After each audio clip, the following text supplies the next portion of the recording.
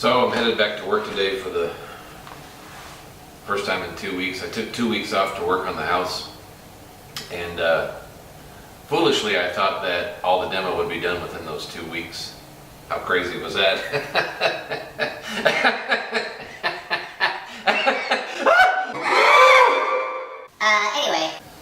Anyway, enough about that. I want to talk about being a contractor.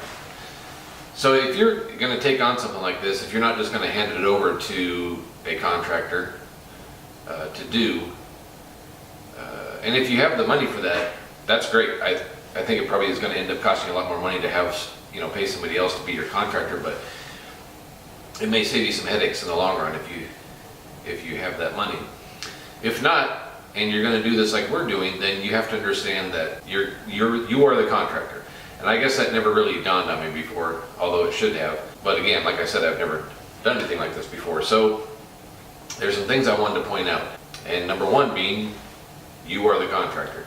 So when it comes to things like in the house that you can't do yourself, like the electrical that I'm having done, the plumbing, the gas lines, you got to find the people for that. That's more challenging than it sounds like. Wherever you may be watching this at, maybe the housing market isn't as hot as it is here or has been here. And so maybe, more contractors are looking for work.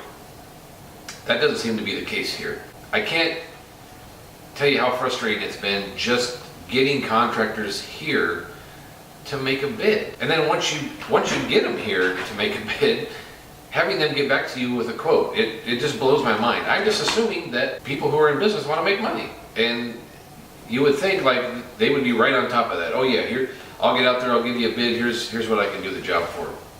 And that just has not been the case. For the most part, I've had to remind people, hey, are you going to come out and give me a bid or not? Or they cancel on me, and I think it's just that the amount of work that's going on now because of the way the housing market has been, which it has cooled down, but obviously a lot of people have bought houses now that want work done. So I'm guessing it's just the amount of work that's out there. Either they just are so busy that they don't need the work right now, or they can't get to it, or they forget about it. I don't know. But it's frustrating. So that's number one. You're the contractor and you got to stay on top of people. Don't be afraid to kind of ride them a little bit. I text them a lot once I'm in contact with them. But at the same time, don't be afraid to drop them. I mean, if they're not showing up, there's somebody else that's going to want the work. So, that's for you to decide, I guess, to kind of find that line in between those two things. But anyway, so number two, this is my opinion, don't pay for a bid. I did that once. I'll give you an example. So the guy that's going to do the wiring, I got recommended his name by a few different people who said he did great work, so I already felt good going into it. His bid was about $11,000. I think it might creep up to about $14,000 if I have him do the networking, which I don't think I'm going to do. But at any rate, let's say $12,000. So, you want to get multiple bids, even though that sounds like a good price. Other people told me it's a good price. He's a great guy. Have him do it. Well, I get this other company to come out. I'll leave them unnamed. They want $60 to come out and do a bid.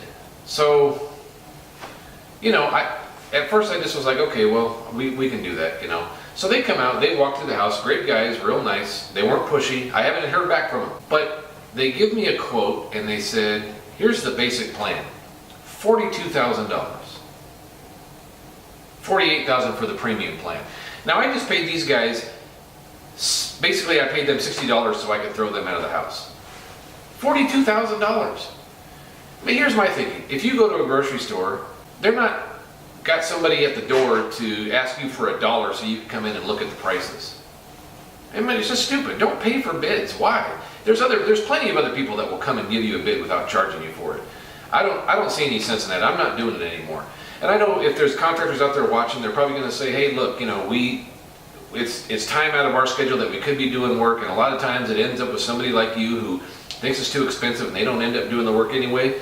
Yeah, I still don't buy it. If I go into Safeway and I go look for something that's not there, or I decide I'm not interested, I walk back out, they still had to pay somebody to put those price tags on the shelf. It just seems so ridiculous to me once I really thought about it. I'm not going to pay somebody just so they can tell me a price that they would charge me to do the work.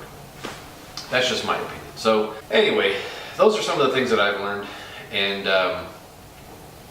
just know that you always have to be on top of the contractors, of the subcontractors when you're the contractor. It's a pain in the butt, but I guess that's just the way it is. I'm guessing this is not, I'm not experiencing something abnormal in the industry. So just know that going in, because I didn't really think about it. It's a lot of work to stay up on top of these guys, so I would suggest, you maybe keep some file, keep all your bids together. This is what my father-in-law was telling me the other day. You really should have a folder with all your bids in it, but that's what Tammy does. So I don't got to worry about that part of it. Personally, I just keep an email folder within my inbox. It's just remodel the whole project. So everything that's project related goes in there. Be organized about it. Understand that you're going to have to stay on top of these guys.